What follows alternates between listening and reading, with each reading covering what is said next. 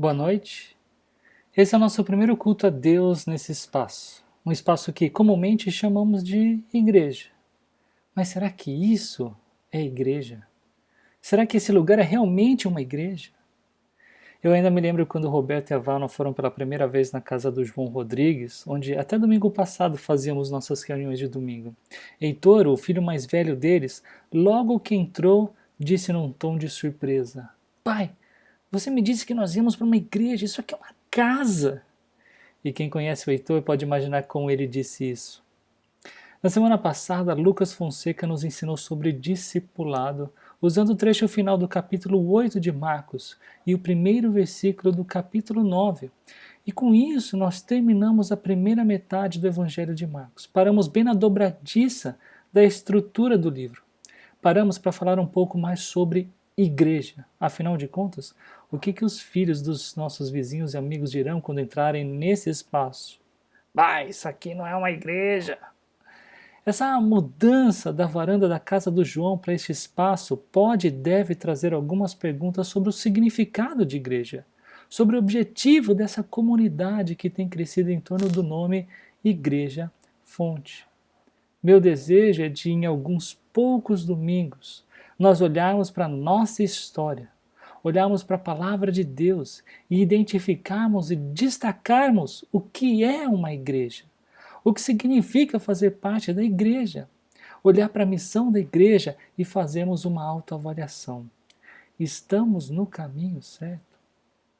Sendo assim, vamos orar juntos e pedir que Deus nos ensine.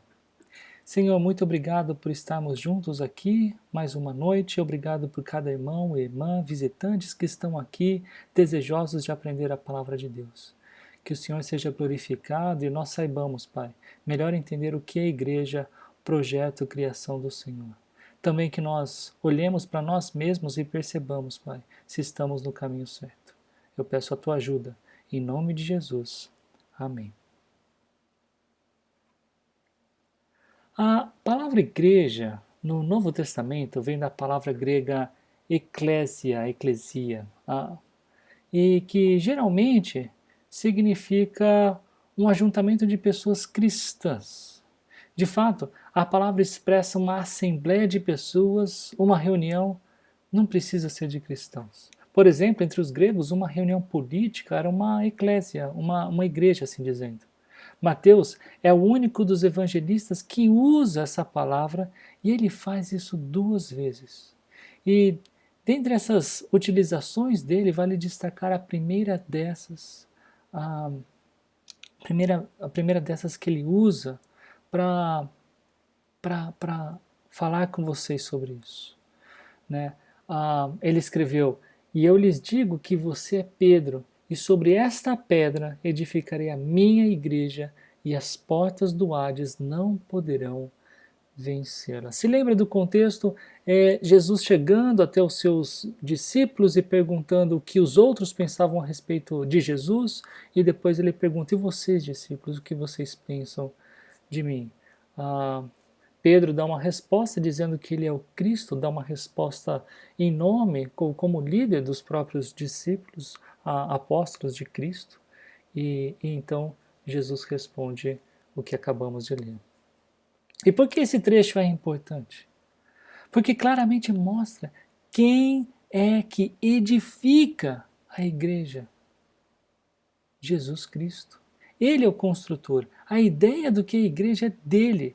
E Jesus decide fazer isso por meio dos apóstolos, mas em especial sobre um, Pedro. Agora, não se enganem, porque esse texto não tem nada a ver com a doutrina romana do Supremo Pontífice, o Papa.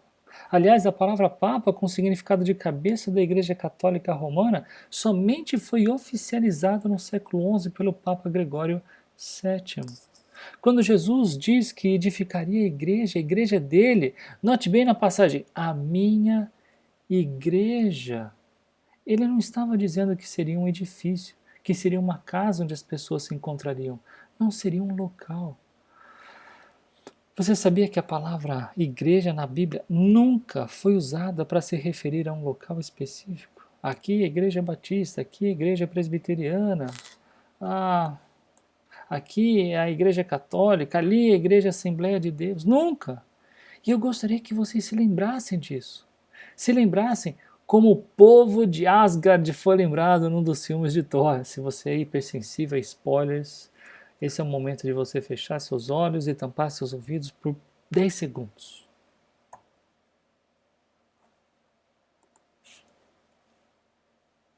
Asgard não é um lugar, é um povo. A igreja não é um lugar, é o povo de Deus. E hoje, como povo de Deus, nós nos reunimos neste local, ao lado da feijoada do papão. Esse local não é a igreja. A igreja é o povo de Deus reunido para uma missão. É o ajuntamento daqueles que creram no Senhor Jesus Cristo e que buscam cumprir com os propósitos de Deus.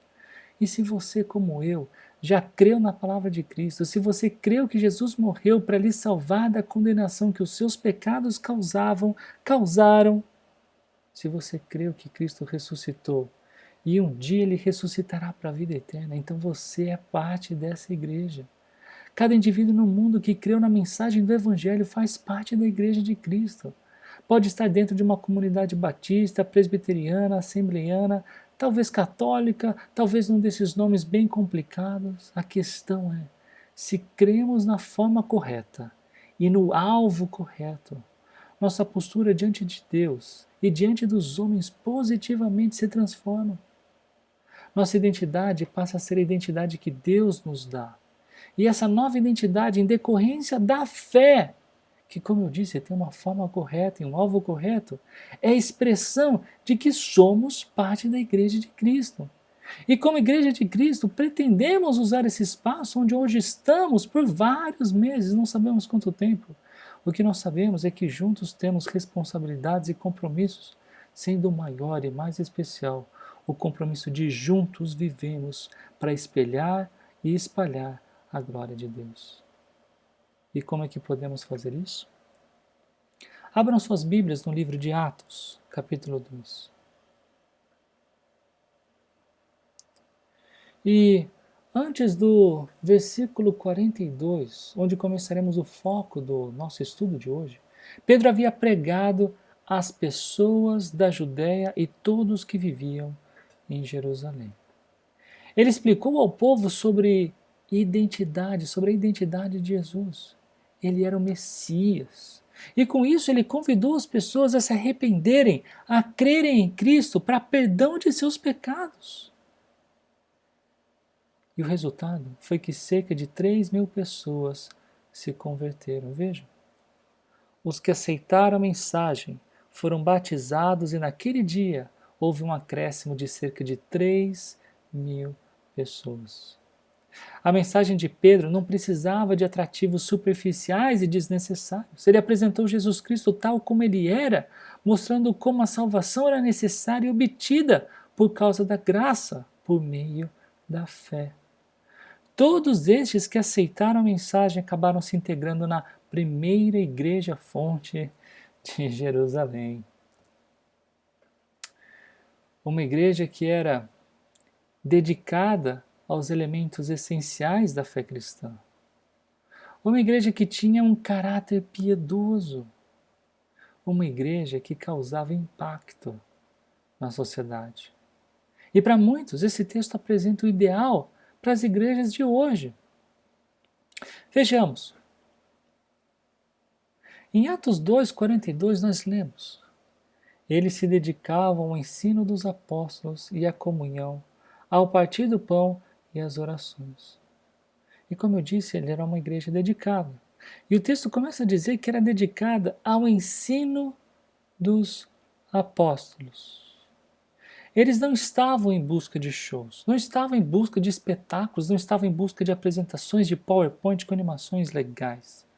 O interesse não era pelo tamanho do estacionamento ou mesmo se o local onde eles se reuniam tinham ou não tinha ar-condicionado. E não me entendam mal, com exceção do mês que nós nos encontramos no Hotel Belvedere, essa é a primeira vez que nossos encontros têm ar-condicionado. Eles não estavam em busca de sensacionalismo, de emoções. Eles se dedicavam a aprender com os apóstolos sobre Jesus. Eu não estou falando desses que se autodenominam apóstolos hoje, como se tal título existisse às pessoas de hoje. Eu estou falando daqueles que caminharam com Jesus, observando e aprendendo bem de perto a se tornarem pescadores de gente. O apóstolo Paulo, ao escrever para seu filho na fé Timóteo, disse em 2 Timóteo 2,2: E as palavras que me ouviu dizer na presença de muitas testemunhas, confias a homens fiéis, que sejam também capazes de ensinar outros. Ensinar e aprender da palavra de Deus é um destes elementos essenciais da fé cristã. O crente no Senhor Jesus precisa, como escreveu Pedro em sua primeira carta, no capítulo 2, versículos 2 e 3, como crianças recém-nascidas, desejem de coração o leite espiritual puro, para que por meio dele cresçam para a salvação. Eu ainda me lembro quando comecei a ser mentoreado por um amigo pastor. Eu desejava muito saber o que a palavra de Deus falava sobre alguns assuntos. Em especial, eu buscava ardentemente saber os erros de alguns segmentos, denominações ou religiões ditas cristãs. Como é o seu interesse por aprender do legado escriturístico dos apóstolos, as escrituras, o que eles escreveram, o Novo Testamento? É meu desejo ver esse grupo sendo conhecido como um grupo que se dedica a aprender da Bíblia. Voltando a Paulo, veja a orientação que ele deixa para Timóteo em 1 Timóteo 4, 6 e depois versículos 11 a 13. Se você transmitir essas instruções aos irmãos, será um bom ministro de Cristo Jesus, nutrido com as verdades da fé e da boa doutrina que tem seguido. Ordene e ensine essas coisas. Ninguém o despreze pelo fato de você ser jovem, mas seja um exemplo para os fiéis na palavra, no procedimento, no amor, na fé e na pureza. Até a minha chegada, dedique-se à leitura pública da Escritura, à exortação e ao ensino. Vocês conseguem perceber onde estava a prioridade de Paulo para o exercício ministerial de Timóteo? Seja exemplar conforme a Escritura. Leia a Escritura para todos. Exorte com base na Escritura. Ensine a Escritura. Afinal de contas, 1 Timóteo 4,16 diz: atente bem para a sua própria vida e para a doutrina, perseverando nesses deveres, pois agindo assim, você salvará tanto a si mesmo quanto os que o ouvem. Mas a igreja de Jerusalém também se dedicava à comunhão. E comunhão traduz a mesma palavra. Viu ali no slide? Traduz a mesma palavra que os nossos grupos nos lares. Aliás, que eles voltam em fevereiro agora. Aliás, se você tem o desejo de sediar, fazendo um parêntese aqui, se você tem o desejo de sediar um grupo destes em sua casa, ou de participar no rodízio de casas para as koinonias, converse comigo antes de você sair daqui hoje, por favor. Essa palavra grega, koinonia, que tanto traduzimos por comunhão, significa partilhar, agregar, juntar. O pecado, quando o pecado veio à existência, ele desagregou, ele separou. E a comunhão que o homem tinha com Deus, ela ficou ferida a ponto de, em Gênesis 4, por exemplo, um irmão matar o outro. Comunhão também é um elemento essencial da fé cristã, uma marca que eu desejo que seja notória em nosso meio. Eles também se dedicavam ao partir do pão. E isso era uma referência à ceia do Senhor Jesus. Eles se reuniam e ceavam em memória de Jesus, lembrando do Evangelho, que Cristo derramou seu sangue e deu seu corpo em prol da nossa liberdade contra o pecado. Essa ação amorosa de Cristo era relembrada na igreja de Jerusalém e os participantes da ceia reafirmavam seu compromisso com Cristo. E um quarto elemento essencial da fé cristã nessa comunidade era a oração. Russell Shedd foi um teólogo muito conhecido e querido no Brasil. Quem aqui já ouviu falar dele? Joia. Shedd era muito conhecido pelo seu conhecimento bíblico e pela sua piedade. E uma vez perguntaram para ele: Shed, se você pudesse voltar atrás, o que você faria diferente? Ele respondeu: eu oraria mais.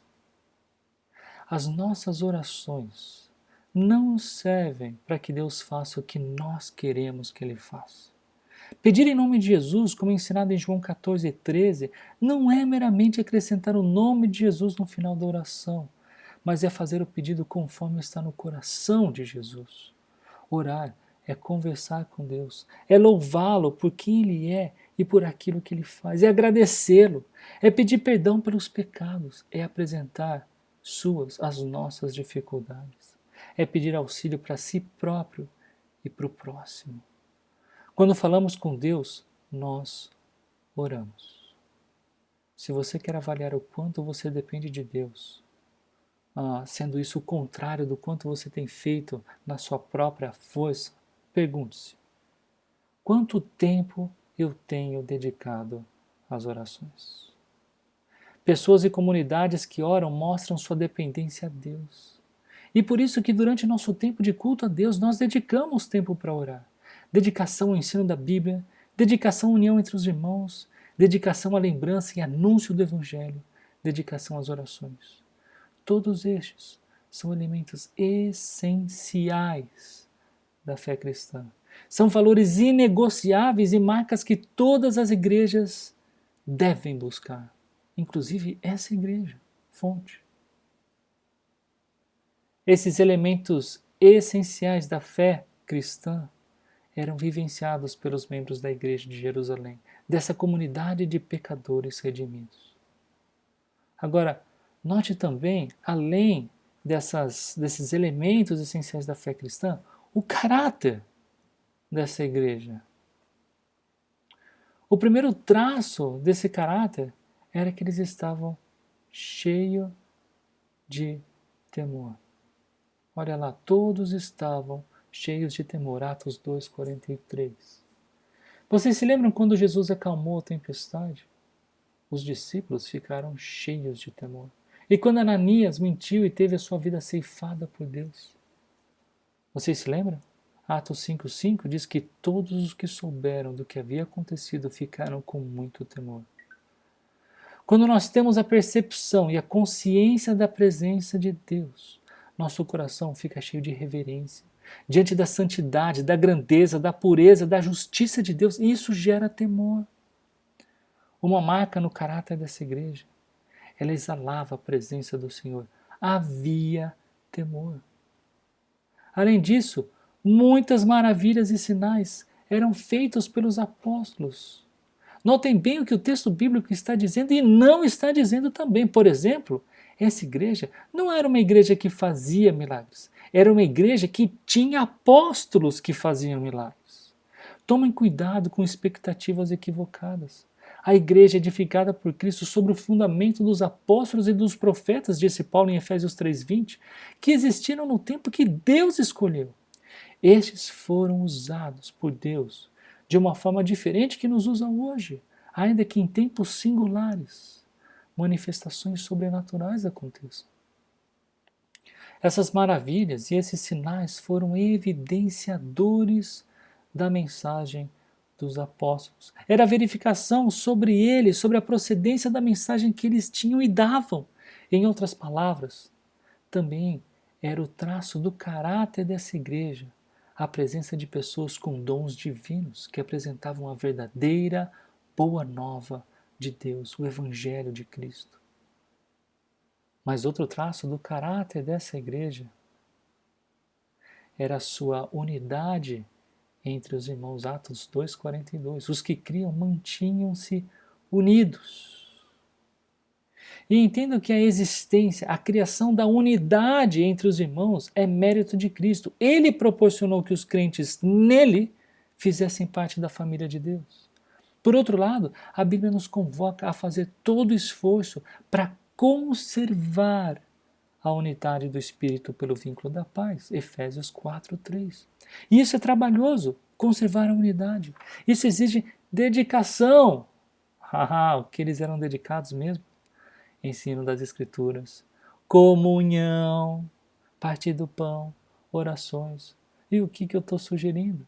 Que se nós não vivemos os elementos essenciais da fé cristã, nossa busca por unidade será muito difícil, será praticamente vã. A união dessa igreja de Jerusalém era tanto teológica quanto prática. Eles pertenciam a Cristo e viviam a realidade da família de Deus. Quanto mais madura for uma igreja, mais coletivamente ela trabalha. Numa igreja que cresce, a coletividade é mais importante que a individualidade. Um exemplo disso aqui no nosso meio é a generosidade de alguns de nós aqui, que mensalmente tem dedicado parte do salário para pagarmos pelas nossas despesas e até as melhorias nesse lugar que acabamos de entrar. Essas cadeiras, os ares condicionados, os materiais para as crianças aprenderem melhor. A união dessa igreja também se expressava no zelo que tinham um pelo outro. Eles tinham tudo em comum. Quando alguém tinha necessidade, alguns se prontificavam a vender suas próprias propriedades. Eles se preocupavam uns com os outros. Eles cuidavam uns dos outros. A união entre os cristãos nasce por causa de Jesus, mas a manutenção dela exige de nós, de cada um de nós. Nosso pensamento não deve ficar somente em nosso próprio umbigo, pelo contrário. Jesus orou ao Pai por seus discípulos em João 17, 23. Que eles sejam levados à plena unidade, para que o mundo saiba que tu me enviaste e os amaste como igualmente me amaste. Nossa união é um fator significativo se queremos manifestar e apresentar o amor de Deus às pessoas. Nossa união apresenta o amor que temos uns pelos outros. Amor esse que está atento às necessidades dos irmãos e busca solução. Atos 2, 46 e o começo do 47. Todos os dias continuavam a reunir-se no pátio do templo, partiam pão em suas casas e juntos participavam das refeições com alegria e sinceridade de coração, louvando a Deus. Continuem observando a unidade que eles tinham. Estavam juntos, adoravam juntos, partiam pão juntos, faziam refeições juntos, supriam as necessidades uns dos outros. Você gostaria de fazer parte de uma igreja assim? Eu imagino que sim. E algumas cabeças, né? Sim. Agora, o quanto você tem contribuído para isso? Os discípulos do Senhor Jesus serão reconhecidos por meio do amor que tiverem uns pelos outros. Naquela primeira e antiga comunidade cristã, isso era notório. Ainda quanto ao caráter dessa igreja, perceba que Lucas é o autor do livro de Atos. Perceba que ele diz: com alegria e sinceridade de coração, louvando a Deus. No finalzinho, no slide. Uma vez que essa igreja vivia os elementos essenciais da fé cristã e apresentava um coração sincero é sem falsidade, louvar a Deus parece um resultado natural. E não é natural no sentido de acontecer ou de existir espontaneamente, mas é o resultado esperado de uma comunidade que depende de Deus, se dedica para aprender na Escritura e vive a unidade que a salvação em Jesus proporciona. Louvar a Deus é uma forma de tratarmos nosso descontentamento, de mostrar nossa gratidão, e isso impacta. Possivelmente impactou muitos em Jerusalém, a ponto de ganhar a simpatia de todo o povo. Veja Atos 2,47, tendo a simpatia de todo o povo. A fé cristã também gera apreciação e desejo. Isso foi realidade na primeira igreja. É verdade que ela gerou hostilidade, que ela foi perseguida. Mas também é verdade que ela despertou o interesse de muitos naquela sociedade, a ponto da passagem que estamos estudando terminar dizendo que o Senhor lhes acrescentava diariamente os que iam sendo salvos. E eu conheço alguns casos de pessoas que não queriam pisar numa igreja, mas depois que foram, não queriam deixá-la, não queriam ir embora. Eu visitei um culto evangélico pela primeira vez na minha vida, foi na adolescência. O conhecimento, a autenticidade e a alegria dos adolescentes que eu conheci impactaram a minha vida. E eu queria continuar naquele lugar. Eu queria voltar mais vezes naquele lugar. Estar mais vezes com aquelas pessoas. Quando a comunidade cristã vive os princípios espirituais básicos da fé cristã, ela promove na sociedade um impacto profundo e positivo. O amor de Deus transcende barreiras culturais. No dia 24 do mês passado, Lucas, Naila, Reinaldo e a Tina, que alguns de vocês, se não todos, já conhecem, promoveram uma ceia de Natal no povoado Quixaba, no município de Glória, onde nós temos um trabalho com a Escola de Artes e Ofícios que nós chamamos de Mais Que um Carpinteiro. Eu trouxe para vocês aqui algumas fotos. Então essa é a fachada da nossa escola e várias mesas, várias pessoas, não sei se vocês conseguem contar quantas pessoas ali. Ali é Reinaldo orando, vários acompanhando ele em oração. Foram cerca de 120 pessoas. Pessoas que participaram levando comida e bebida. Pessoas que curtiram o momento e aprenderam o verdadeiro significado do Natal. Eu não trouxe aqui as fotos dos comes e bebes porque o momento poderia fazer com que vocês ficassem com muita fome. Nós ainda aqui somos uma comunidade pequena, mas queremos impactar a sociedade, ganhar a simpatia de todo o povo como ganhou a primeira igreja em Jerusalém.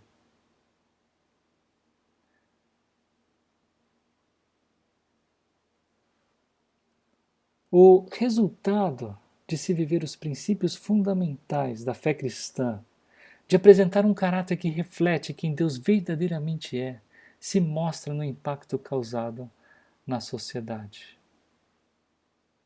Uma igreja, sim, ela cresce. E nesse nosso novo local, nós estimamos que caiba cerca de 30 adultos. Mas a minha preocupação não é com esse número. É com a vida das pessoas que quiserem fazer parte daquilo que nós chamamos de igreja e se reúnem nesse lugar. É com a fidelidade de cada um daqui que eu me preocupo, com a fidelidade às escrituras desse grupo, desse corpo, desse pequeno corpo, ou dessa parte do corpo que nós chamamos de igreja. Quando nos preocupamos em conhecer as escrituras, nós ganhamos admiração e temor por Deus.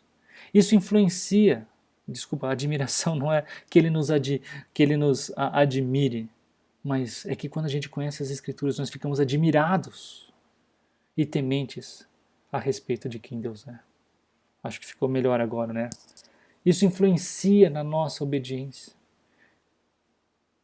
E nisso nos encoraja a viver mais e mais a vontade dele. Nos